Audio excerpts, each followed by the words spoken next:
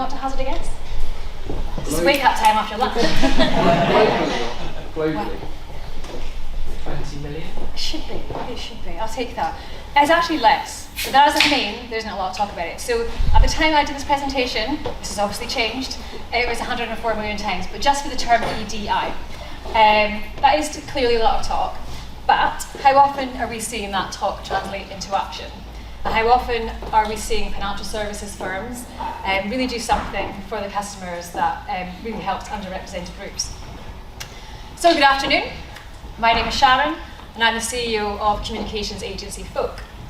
I've been working in the industry for 17 years, and for the last 10 of those I've built and established my own agency.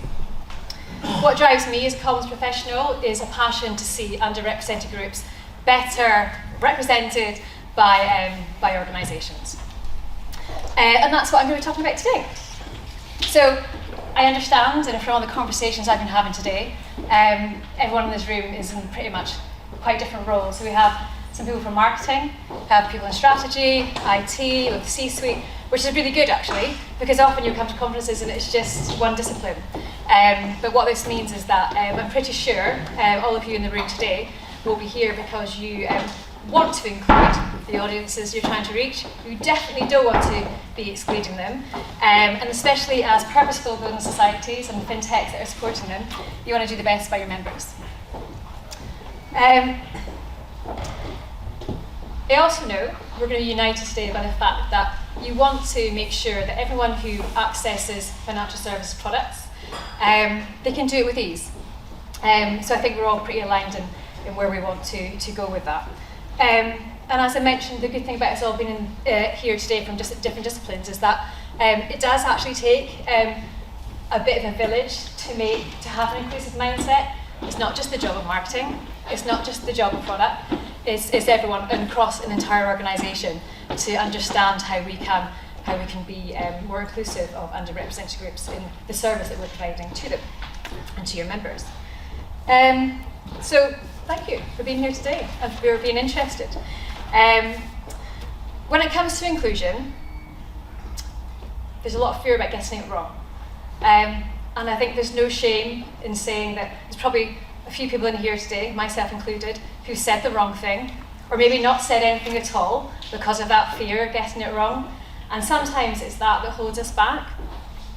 But actually, if we put that aside and thought, well, actually, what could we achieve if we didn't have that fear, and what action could actually deliver for society? So today, I am going to take you through a little bit about how Folk assists our clients and other organisations with their inclusion challenges and their journey, and share some lived experiences as well, in the hope that you will leave today inspired to go back to your work and make some positive change.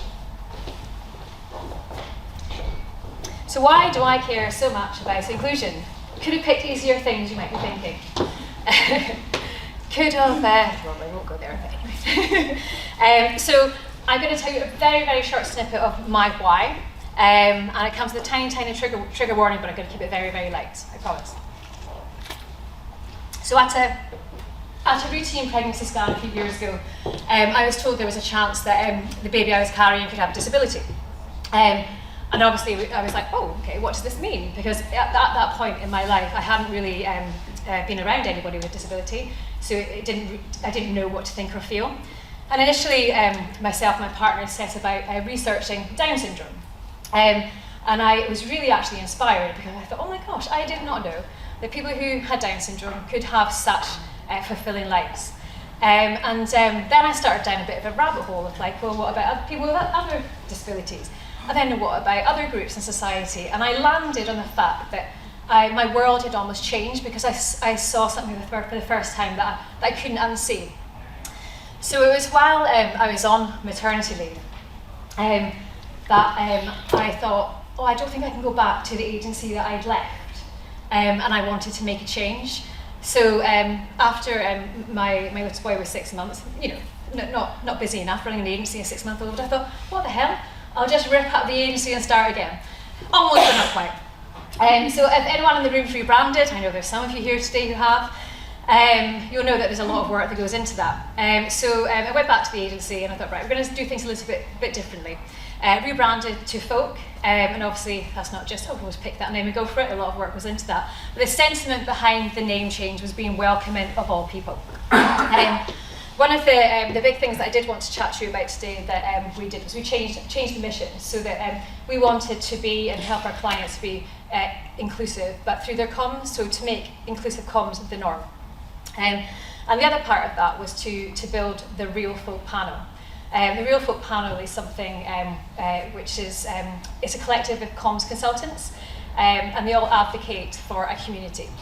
So we handpicked comms and creative professionals who had a strong career, but were also really passionately advocated for a community they belonged to. So it could be that they were age over 70 and they felt really strongly about ageism, or it could be they had a disability and that was the community that they were advocating for.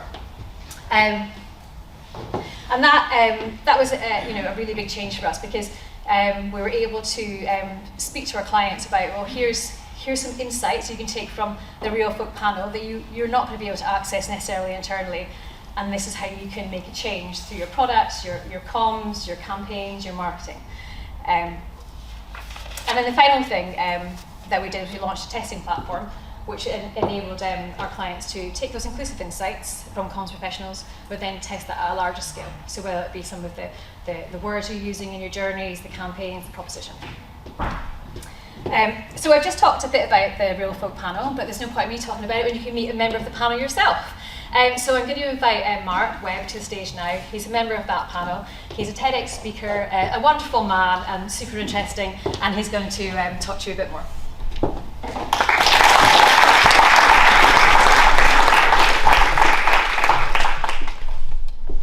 Do you want to introduce yourself, Mark? Yes, so hello. Yes, TEDx, hurrah. I'm medically retired. For those of you, anybody visually impaired, I'm fairly purpled up. So I've got purple hair, I've got a purple adaptive suit, specially made for people who are wheelchair users. I'm not going to show you, but I've got purple underwear on, I've got purple socks, and I've got a purple cover made by my mother-in-law for my suprapubic catheter, because I wee out of my tummy. That's cool. So I spent my entire professional life working for companies that started with D. Disneyland Paris, Walt Disney Company, David Lloyd Leisure, and Dixon's. So I guess if I had carried on, I'd have ended up working for Dunkin' Donuts. I did have to medically retire. So nowadays I public speak and I work for 2 or 3 agencies, and I'm very proud to be on the Folk panel with Sharon and her team, because DEI is just so important. Purple is the symbol of disability, disability being the largest minority by far, and yet the last marketed to and talked to at all. We are worth, every disabled household combined in the UK is worth £274 billion to the British economy, the UK economy, and it's not marketed to at all. So we're worth it, should you consider to talk to us. And today is actually the Disability Pay Gap Day. So it's that day where we're basically, on average, we're spending the rest of our year working for free compared to normal people. Spoiler alert, I'm normal as well. And just on the final bit of introduction, disability is the one minority that any of you are welcome to and likely to join at some point in your life. So I'm not just talking about being kind, I'm thinking about inclusivity, including you. Thank you. So I'm going to ask Mark a couple of questions now, share a bit more of his wisdom. So how would you sum up the importance of making sure, well, everyone in the room really has or are involving voices from underrepresented groups in their marketing and their comms, and ultimately to inform the entire customer experience?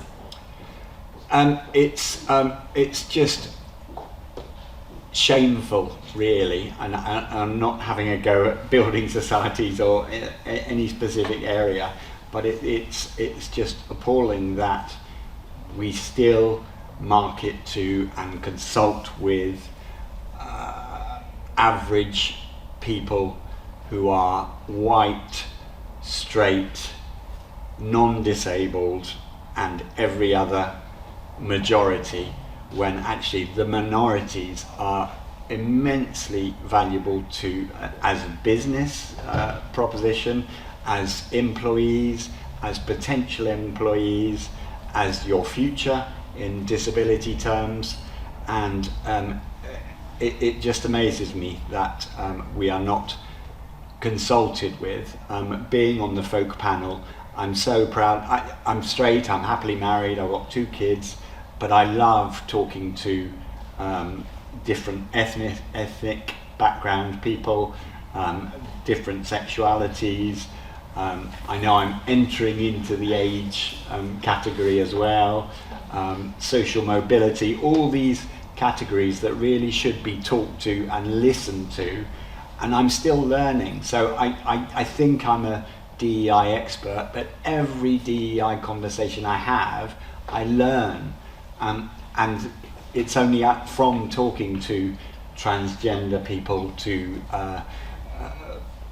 people who are brown or black or whatever, that I learn more and more about their issues and their needs, and the need to totally adjust your strategy to cater for us who represent a significant part of the population. I suppose on the positives, things are improving, which is really good. So I do feel like in the last few years, since since I changed the agency, we're seeing a much more. I mean, we've talked about it today in the room with a few people. There's been a big shift. It's so it's good that we are definitely starting to see some change. But I think we all know there's still a lot of work to do, and that's fine. It's a journey, but I think it's great that a lot of us have started that journey. So what do you think about the future for people with disabilities specifically when it comes to accessing financial services and thinking about that accessibility challenge I think we have sometimes in this sector? I frankly, I'm feeling fairly miserable.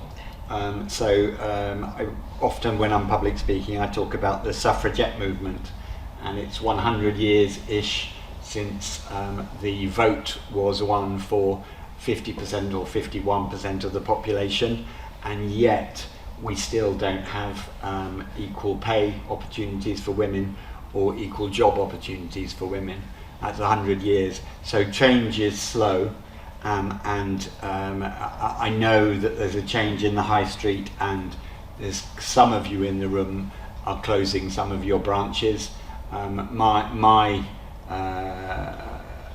area, disability, and my approaching area, age, would probably have rather have had those high street stores or outlets still open, and accessibility online is tough. I know I've got a very visible disability, but actually I suffer from a lot of invisible disabilities, cog-fog, as in a messy brain, short-term memory loss. Sometimes when I'm tired I can't speak properly, and the accessibility to websites is tough, and we're not catered for.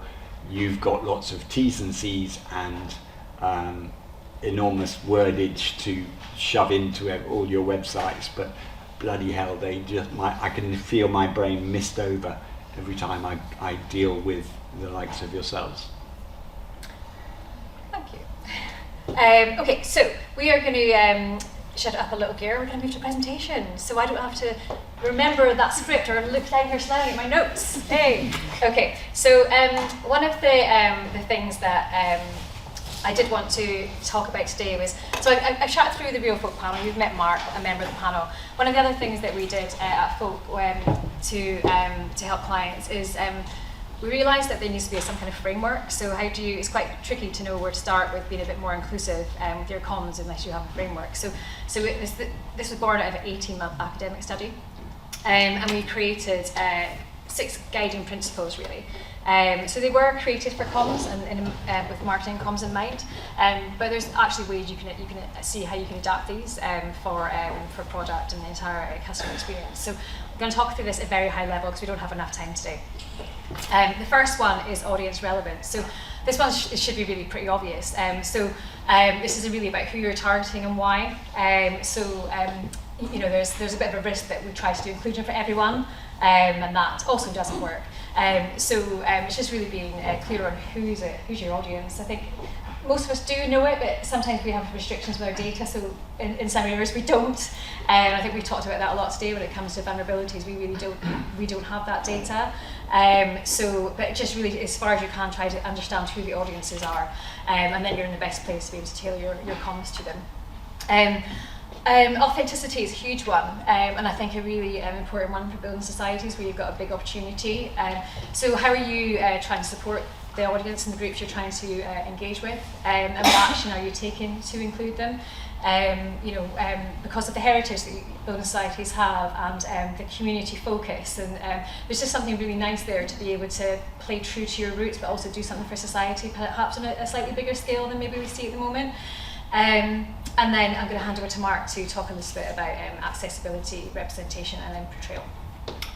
Yes, so accessibility, you look at me and of course you think about a disabled loo, a ramp, a lift, things like that. But accessibility, particularly in the digital world, is more and more, as well as I still need a ramp and a lift and whatever, but it's your websites and all your terminology, your hashtags, your social media, everything needs to be more accessible to my demographic and every other demographic from minorities.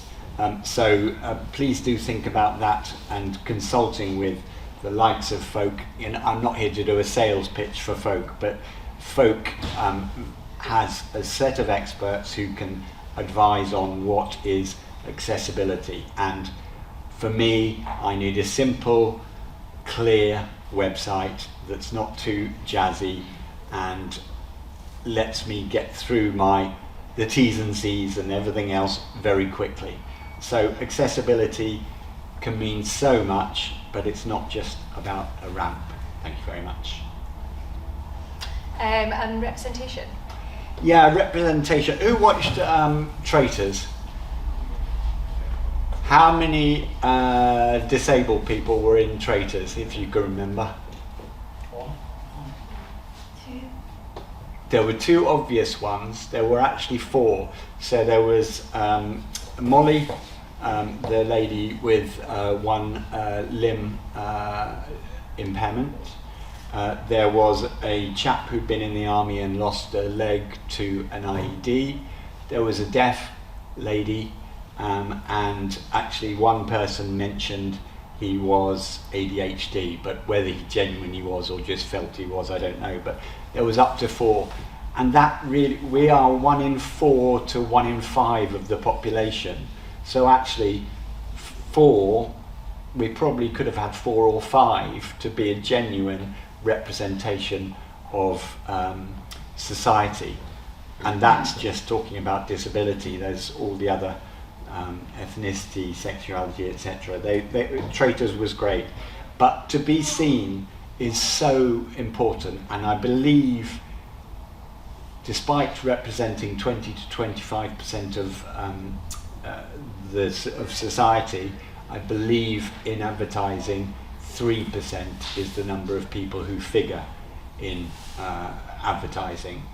And I'll add to that, when we do appear, it's the lazy one. It's either the bloody Paralympian with the Blade Runner, who is a tiny minority, or it's a wheelchair. and we're only 7% of disabled people wheelchairs. So think about if in the marketing people here and advertising, think about a white stick, think about a hearing aid, think about a walking stick, think about that kind of thing rather than just a wheelchair equals disability. There's so much else you could do. And then I think portrayal, I think it probably links in quite nicely, doesn't it? Because it's around how you portray people who underrepresented groups. So there's a real risk sometimes. Thinking about back to presentation this morning about unconscious bias. You've got to work really hard to not just portrayal is where a lot of people can fall down. So and you probably all have seen Heinz. The ad that Heinz had recently, the ad pull off TV because of the way they portrayed the black family. That's cost them a lot of money, and that's just for not doing a little bit of research into perceptions and of the way that they position the bride without the father there. Yeah, just Coronation Street. I'm not a soap opera person, but I think it was Coronation Street has or had a person with multiple sclerosis, which is my flavour of disability, and he suddenly, one episode, started hallucinating. Now, multiple sclerosis can have a gazillion symptoms. Hallucinations is one of the few ones that we don't get. So they had clearly just made it up for the plot line, and my community went spare. Absolutely bonkers. And the final one is terminology. It's one that you might even see me today trip up because the word sometimes, but sometimes there's that fear, isn't there? Because is the easiest way I think we feel we can offend. But when we do speak to different communities, actually they don't mind so much if you're engaging and having that conversation. If you get it wrong, that's how we learn. But this is the one that we find that most clients that we work with in organisations, they get a little bit frightened of, what are the words we're supposed to be using here. And there's lots of different organisational groups that you can liaise with who have their own style guides for the way to refer to someone. So a person with disability rather than a disabled person, for example. But you just have to make a decision on what it is for you, so it's consistent throughout your organisation. Because that way you're more likely to make sure that you're just communicating with customers in a way that they want to be communicated with, and there's quite subtle differences in the words, and that can offend or actually make them feel really happy. I'll leave this now, but we're going to look at a couple of examples of inclusivity across the sector that we felt were quite nice and inspiring to look at. So Mark's going to take the first one, and this one was a good example of audience relevance and representation, and a couple of those principles that we've just talked about. Yes, so I happen to know, I have a transgender friend who I was best friends with at school, who's changed to female, transitioned, and recently I was talking about a story about her when she was at school with me as someone with a different name, and I used that name in the story, and I saw her just go white to hear what I learned was her dead name, the name that she used to be known by. She forgave me and said, look, it's fine because you were telling a story, but it was just a horrible thing for her to have to confront the person she never felt she was. And this very simple move by MasterCard to allow people to use their names that they've adopted and which portrays them in real life is wonderful. It goes against the Daily Mail script of transgender people being evil or horrible or weird. It's just an easy and very brave step by MasterCard, and a very correct step by MasterCard. Second campaign is work for Alma that we worked on recently a few weeks ago, and this was it wasn't a campaign that was designed to reach a specific group. It was a campaign about young drivers and trying to reduce serious injuries on the roads. But what we felt with this was you can have wider representation or incidental representation, you can call it a couple of different things. And we wanted to make sure with influencers that we used in the campaign, they were we had deaf creators involved. The deaf community are often quite overlooked still when it comes to campaigns and marketing.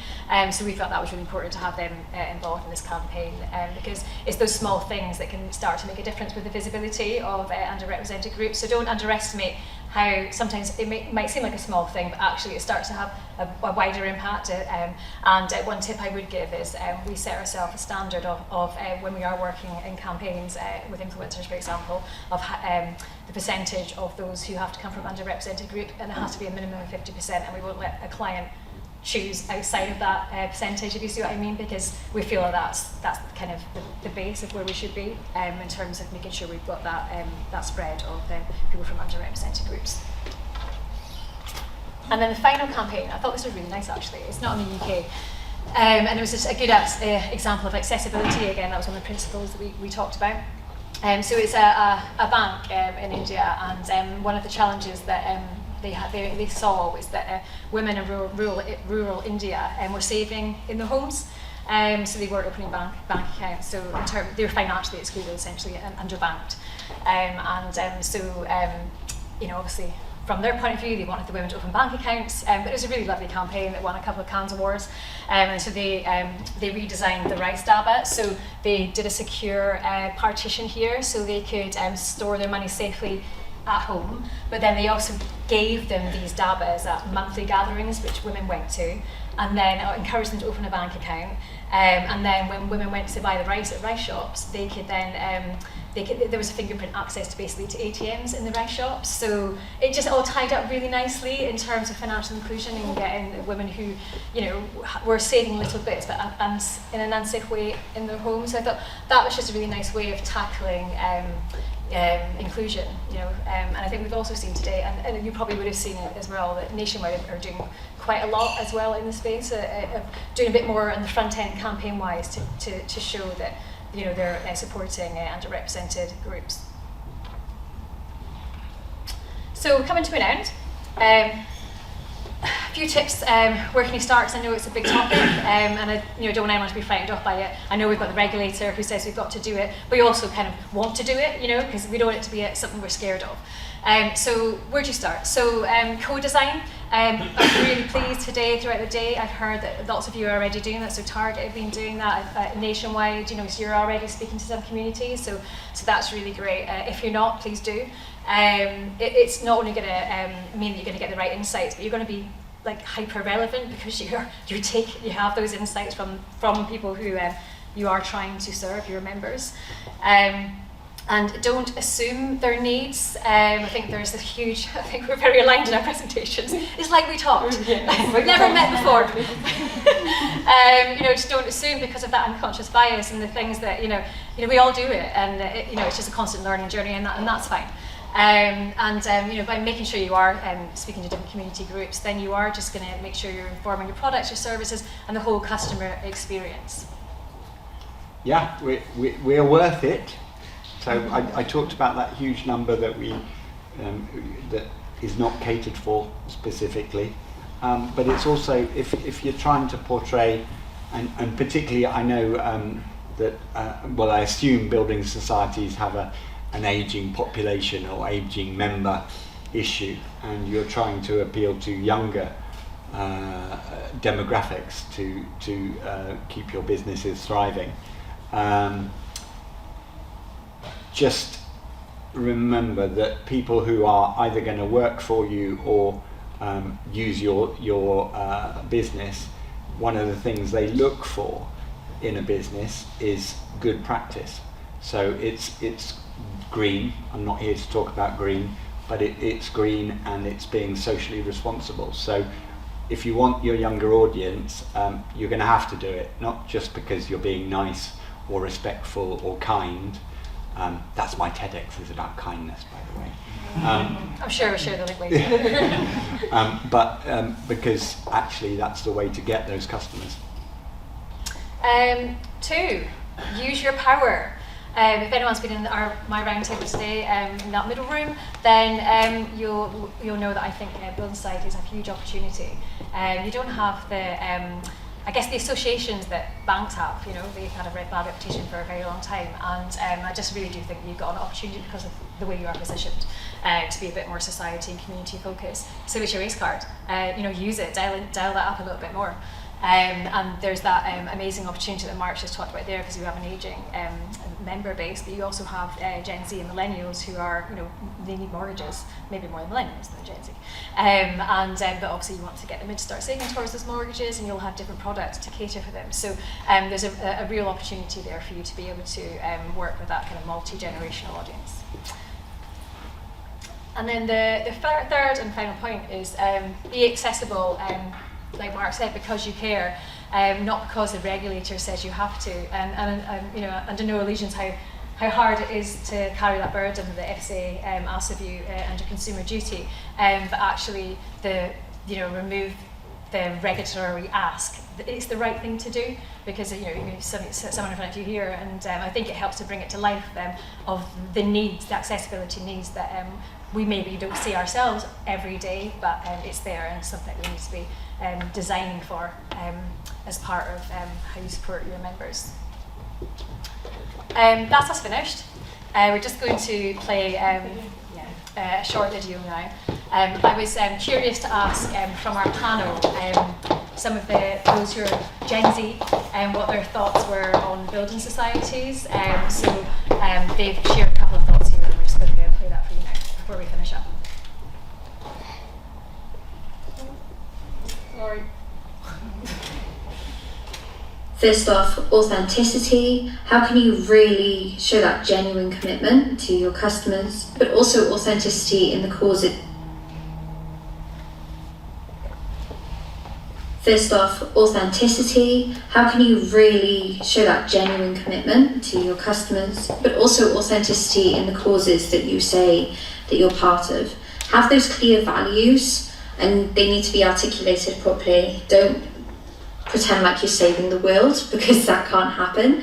But what is the one thing you can do really, really well, and what power can you use? Accessibility is such a huge thing right now, and as a disabled young person myself, I really do value companies that prioritise accessibility, whether that's on their website, whether that's in their buildings, and just really making sure that they're not marginalised, and that they are included and equal to everyone else and all their other customers. Having an app is awesome, but do you have someone in person that can really help you? I live with a disability that affects my brain, and I find it very difficult to process a lot of things, and find it very difficult to use my banking app. And when I go into branches, there's pretty much no one that can help me, or the issue is too trivial to be helped. So what in-person stuff can you keep? There are lots of people, for many reasons of all generations, that do still need to keep that in-person work. So that is us almost at the end now. So we've covered quite a lot, I think, today. We've covered speaking to different communities, we've covered the principles, I talked about the power you've got to co-design, use that power. You've got the opportunity across younger audiences and slightly older audiences. But really what I'd like to leave you with is when you go home today, remember that you do have a huge opportunity to take action. And if we go back to the 104 million mentions of EDI online, please be those people who leave the room and turn that talk into action. Thank you.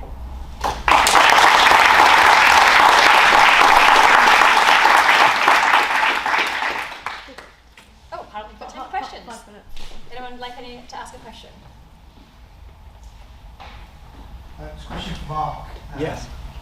Are there any examples of kind of online websites, etc., financial services space that you think do kind of provide help to people who might have cognitive fog or what have you? That's a tough one. Normally, I point to websites as opposed to financial services ones, and I'm going to use the obvious example of Amazon that makes it so simple to click through and sadly spend too much money on nonsense purple stuff. But it's familiarity, because I can't find a perfect app or website. It's familiarity for me. So I'm going to be difficult to prize away from somewhere that I'm comfortable with. So I'm like many people, I've banked with one bank for over 40 years, and I'm familiar with every change, and a change hurts my brain, so to speak. So it's change is hard for me to cope with. So no, I'm sorry, I should have come with an example, but generally I'd give you chaps 4 out of 10, and I'm sorry about that. Any more questions?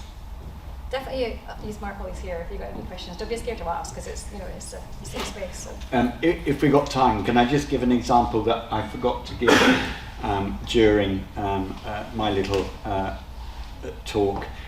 This isn't financial service specifically, but earlier on, our older son, this is an insurance story, and it's true, but my older son is a keen mountain biker, and anybody who's a mountain biker knows that they cost several £1,000s, and when I insured them to be put in the shed, and the inevitable T's and C's were read out to me on the phone, I switched off, which is, a lot of people will switch off to T's and C's, but particularly somebody with cog fog just can't cope with T's and C's. I didn't realise that the bike had to be attached in the shed to something robust to stop it being stolen, and we lost £4,500 because I hadn't picked up on that piece of T's and C's. Now, I don't know how you solve that. I would suggest that if you could identify a disabled customer, somebody with processing issues, that they would say, yeah, this is the legal stuff, but you really need to understand that, this and this.